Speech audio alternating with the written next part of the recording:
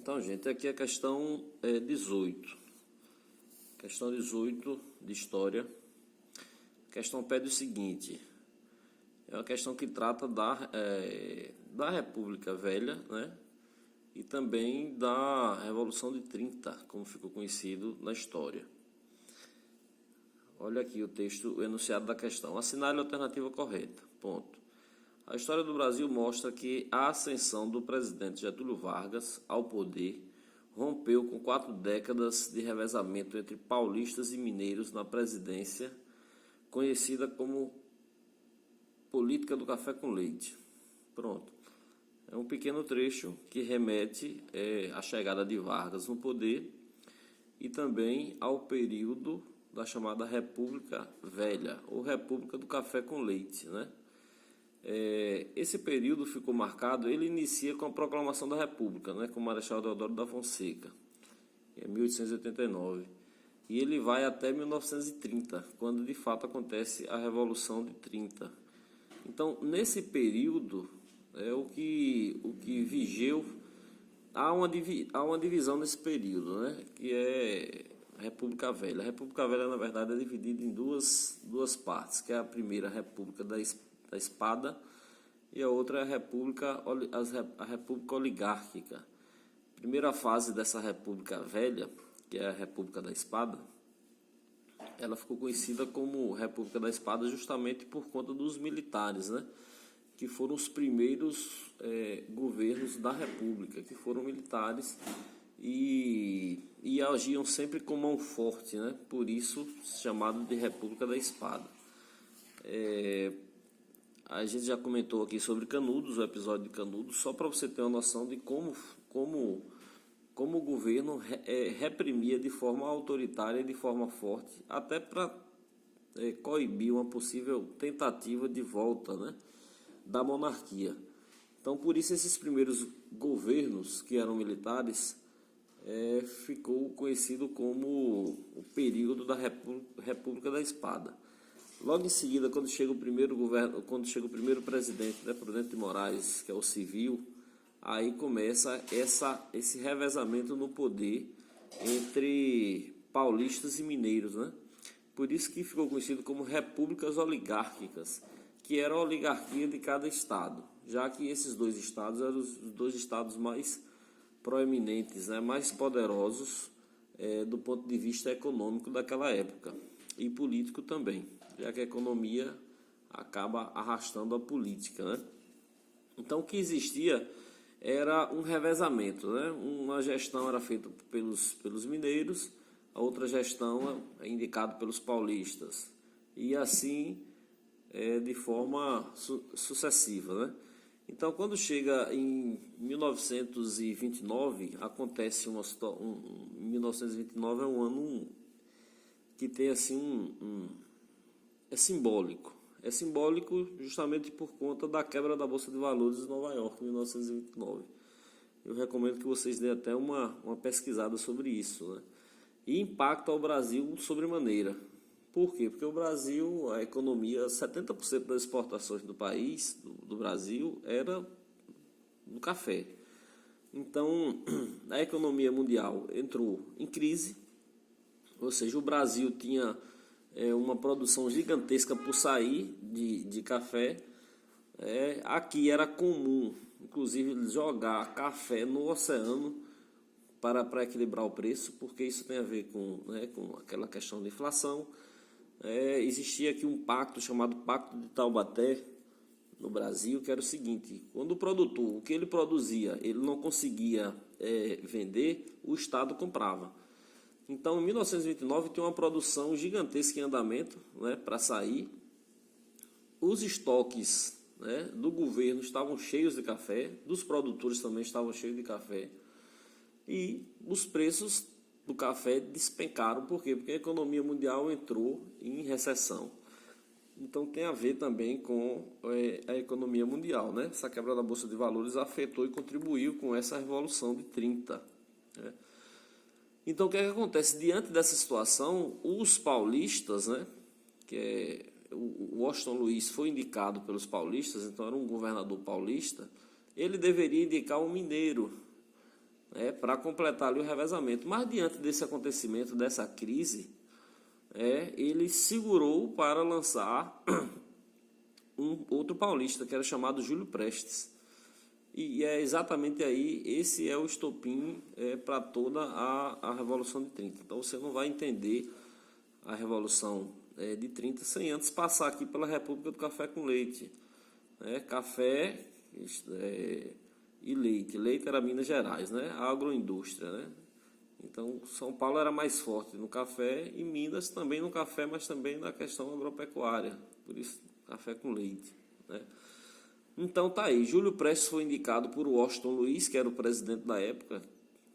Júlio Prestes era paulista, mas não deveria ser um mineiro. E isso quebra a harmonia entre as oligarquias, Então, aí aqui vem o complemento. Essa questão aqui, inicialmente botaram uma resposta correta aqui, mas depois a questão foi anulada. E foi anulada por um descuido. Acho que quem elaborou a questão se descuidou aqui em um termozinho que colocou aqui, acabou fazendo uma afirmativa falsa, uma afirmativa equivocada e gerou anulação da questão. Então, que é exatamente isso aqui. Para impedir que os paulistas continuassem como mandatários do país, foi criada a Aliança Libertadora, que articulou um golpe que impediu a candidatura de Júlio Prestes. Olha aqui, é justamente isso aqui. Deixa eu marcar aqui. Quem impediu a candidatura de Júlio Prestes. Na verdade, não impediu a candidatura, a eleição ocorreu normalmente. Foi uma eleição tensa. E quem venceu foi o candidato dos paulistas, o candidato indicado pelo presidente Washington Luiz. E por mais 17 estados brasileiros, 17 oligarquias brasileiras. Então, Júlio Prestes, ele concorreu à eleição e ele venceu a eleição. Basta dizer, não precisa nem dizer que houve os indícios de fraudes, aquela época chamada eleição de bico de pena, Teve para ambos os lados, Mas acontece que a eleição ocorreu, ele venceu, mas não tomou posse, Poucos dias antes, cerca de 20 dias antes dele tomar posse, estoura a Revolução e nem Washington Luiz conclui o mandato e nem Júlio Prestes assume o poder. Então, por conta disso aqui, a questão foi anulada. Impediu a candidatura? Não, ele foi candidato, normal. Impediu a posse, Então, por isso a questão foi anulada. Mas vamos considerar aqui como se esse termo aqui não existisse, Impediu a posse. Que o golpe que impediu a posse. Vamos botar assim. Impediu a posse e não a candidatura. Para a gente dar continuidade à questão e até revisar, Então, assim, para impedir que os paulistas continuassem mandatários, olha aqui, os paulistas que eram o Washington Luiz, que estava no cargo, ele deveria, dentro da lógica da política do café com leite, dentro da lógica da República Velha, era um revezamento do poder. Então, o Washington Luiz estava no poder e deveria indicar um mineiro, mas ele indicou um paulista, Júlio Prestes. Continuasse como mandatários do país, foi criada a Aliança Libertadora, que articulou um golpe que impediu que articulou a Aliança Libertadora. O que foi a Aliança Libertadora?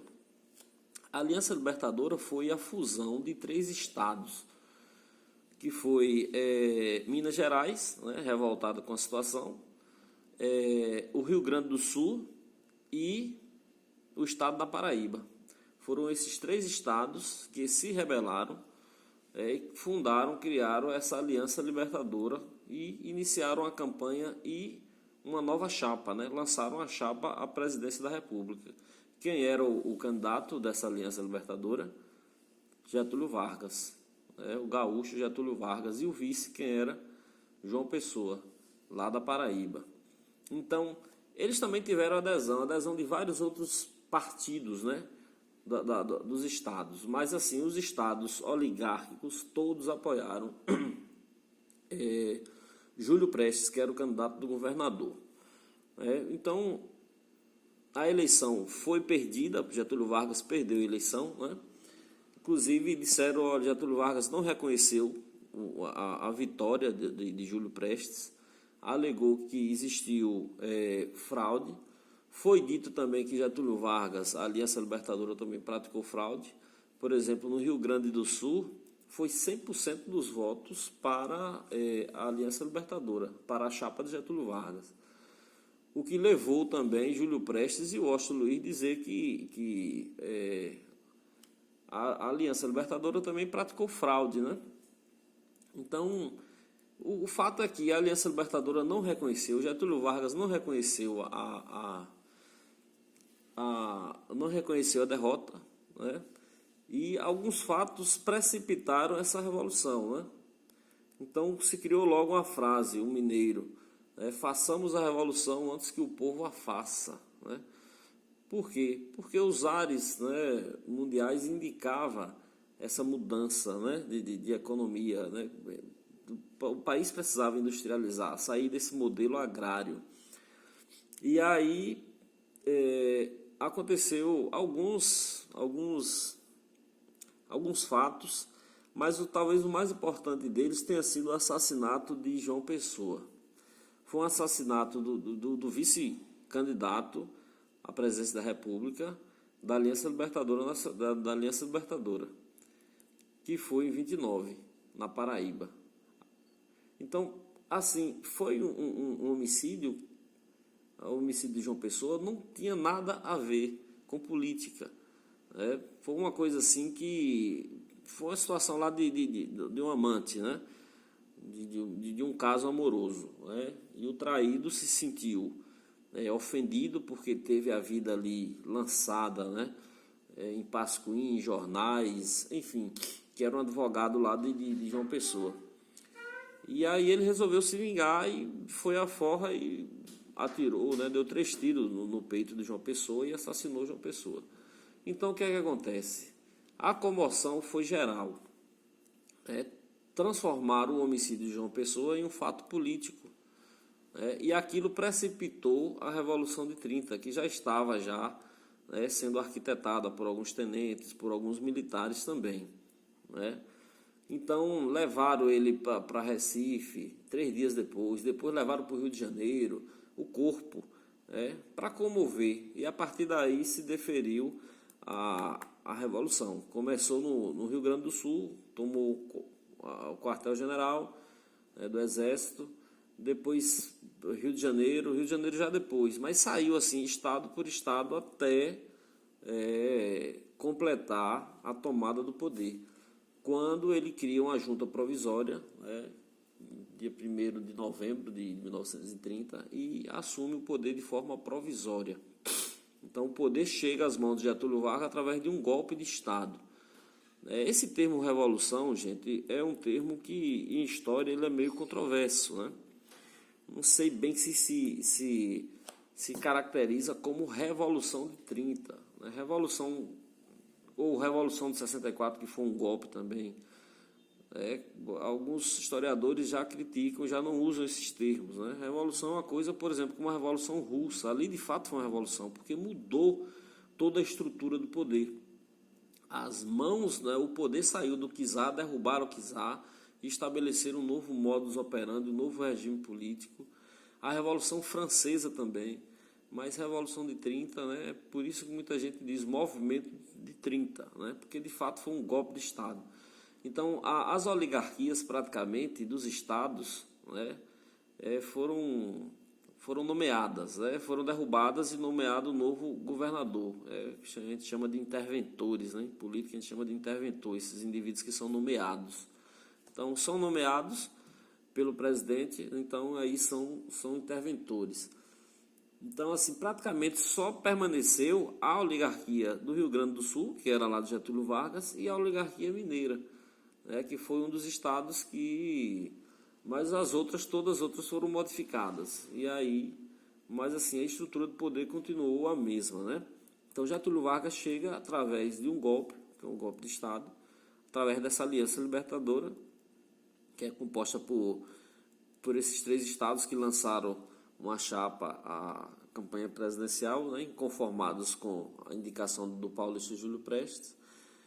Inicialmente até se disse assim, olha, os mineiros, vamos lançar, tudo bem, não vão indicar um mineiro, mas vamos indicar um terceiro nome, que é um nome isento, que não é nem mineiro nem paulista, que é Getúlio Vargas, mas os paulistas não aceitaram. Então aí vem as proposições, né? Vamos ver aqui. Letra A. Essa articulação política colocou Getúlio Vargas, essa articulação política aqui, ó, a Aliança Libertadora, né? Essa articulação política colocou Getúlio Vargas no poder, 1930 a 45. Aí, Estado Novo. Não, não é. Não seria isso aqui. E mesmo a gente considerando que aqui ele não trata de candidatura, vamos considerar que aqui foi posse, né? Para não anular a questão aqui, o entendimento, para vocês entenderem. Isso aqui também é revisão. 30 a 45, foi a era Vargas, né? Ele volta depois, 51, e depois suicida-se, né? 54, 55, por aí. Mas assim, ele deixa o poder em 45, né? Então esse período aqui é conhecido como período da era Vargas. Então ele chega em 1930 ao poder, só que esse Estado Novo aqui não tem nada a ver com a Aliança Libertadora Nacional. Por quê? Porque em 37, quando é instituído o Estado Novo, é um novo golpe, é um golpe dentro do golpe, entendeu? Foi quando, de fato, foi um governo totalitário, assim como Hitler estava em ascensão na Alemanha, Mussolini, na Itália, aqui na América do Sul também, vários outros estados, né? O Chile, aí não, Augusto Pinochet já foi em 64. Então era um movimento mundial que chegou e alcançou o Brasil. As pessoas diziam assim que estavam se prevenindo contra o avanço do que iniciou lá na Rússia, da Revolução Russa, né? do socialismo se alastrando pelo mundo. Então foi o pretexto para instituir esses governos totalitários. Então aqui no Brasil se chamou Estado Novo e começou em 37. Se criou uma nova narrativa. Aqui na Aliança Libertadora Nacional não se criou uma nova narrativa, fraude nas eleições e depois do homicídio de João Pessoa, que não tinha nada a ver com política, pegaram esse fato e aproveitaram e encabeçaram e deram o golpe de Estado, né? Então, em 37, o próprio Getúlio Vargas criou uma nova narrativa, chamada Plano COI. Eu não vou falar sobre isso aqui, vocês dão uma pesquisada, Plano COI, que foi em cima desse plano que era ele mesmo criou, e jogou na imprensa, publicou em jornal, como se fosse um plano dos comunistas para tomarem o poder. E a partir daí, ele decretou o Estado Novo, que foi uma ditadura de fato. E foi até 1945. Então aqui, essa articulação política de Getúlio Vargas no poder, em 30 a 45, ou seja, Estado Novo não é. Estado Novo foi em 37, né? E ficou conhecido como Revolução de 30. Está errado por conta disso aqui, ó, Estado Novo. O Estado Novo é um capítulo à parte dentro da era Vargas, né? Então não seria essa a letra A. A letra B. Essa articulação política colocou Getúlio Vargas no poder, de fato, ó. Mas essa articulação política foi quando? Em 30. E aqui, entre parênteses, está 34 a 37. Esse período aqui de 34 a 37 é como se fosse o governo constitucional. O que é que acontece? Ele assume o governo em 30 e logo em seguida, vem 31, 32, 33, começa a crescer a pressão por política, por eleição. Porque até 34 ele estava provisoriamente. Então, até 33, né? Então ele começa a existir a pressão por eleição e ele o que faz edita uma nova Constituição, que é a Constituição de 1934. É uma Constituição linda, né? Que traz uma série de benefícios, um avanço democrático para o país. E ali, depois da própria Constituição, ele mesmo se elege, né? E aí ele fica no poder até 37, né? Que é o chamado governo constitucionalista, que vai aqui de 34 a 37, né? Que é o governo que é o período constitucionalista, né? Que 34 é a Constituição, e 37, quando ele é de fato ameaçado novamente, ele cria essa narrativa do Plano COI e dá o golpe de Estado, criando o Estado Novo. Aqui, ó, 34 a 37, governo provisório, não foi. Aqui é o governo constitucional, né? Provisório é de 30 a 34. De 34 a 37 é o governo constitucional, que foi aqui, 34 marcou a edição da Constituição de 1934, que elegeu o próprio presidente, beleza? E ficou conhecida como Revolução de 34. Não, negativo. Está descartado. Deixa eu descartar aqui. Então vamos lá aqui. E aqui a letra C. Essa articulação política colocou Getúlio Vargas no poder. Essa articulação política, né, Aliança Libertadora Nacional, essa articulação política colocou Getúlio Vargas no poder. De 29 não foi em 29. Começou em 29, mas foi estourar lá em 30, né, em outubro de 1930. Então aqui está errado, não é governo provisório. Seria governo provisório aqui se fosse de 30 a 34. Ficando conhecido como Revolução de 29. Então está descartado.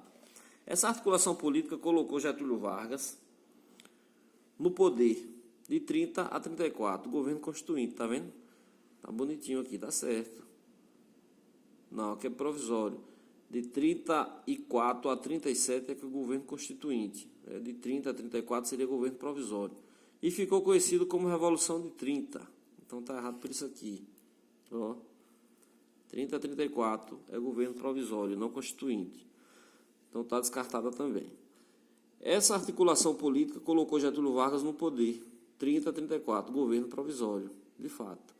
E historicamente é conhecida como Revolução de 30. Realmente, né? Então, essa aqui foi a questão correta. Mas foi anulada justamente por conta dessa palavra aqui, né?